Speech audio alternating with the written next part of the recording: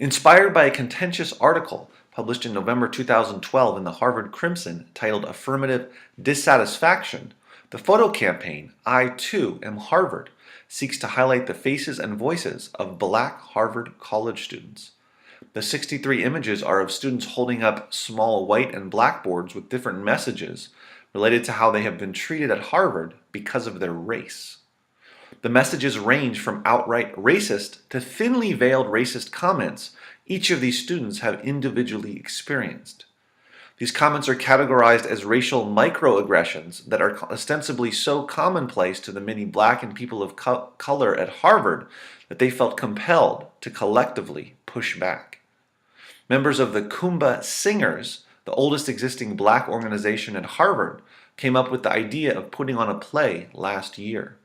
The play opens today at Harvard and is based on some 40-plus interviews with Black students conducted by sophomore Kimiko Matsuda-Lawrence.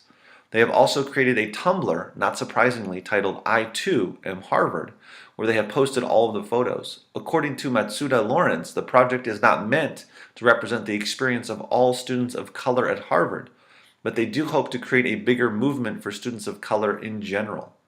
Matsuda-Lawrence summed up how many Black Harvard students feel by saying, quote, "There is a feeling a lot of Black students share, which is that even though they got a letter of acceptance, you are never fully accepted on this campus."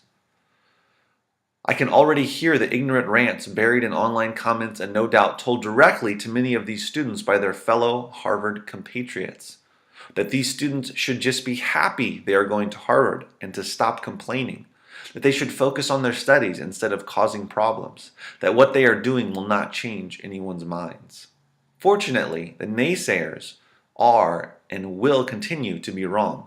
Because if these students and others on campuses across the country have been consistently discriminated against by their peers and made to feel that they don't belong, then this constructive and educational response is exactly what the doctor ordered. Also, the incredibly ignorant comments many of these young men and women of color have received goes straight to the heart of racism in our country and shows just how prevalent it is, not just in the backwoods of some podunk town from the mouth of a baby boomer, but at the halls of the oldest and most prestigious college in the nation from the mouths of 18 to 21-year-olds.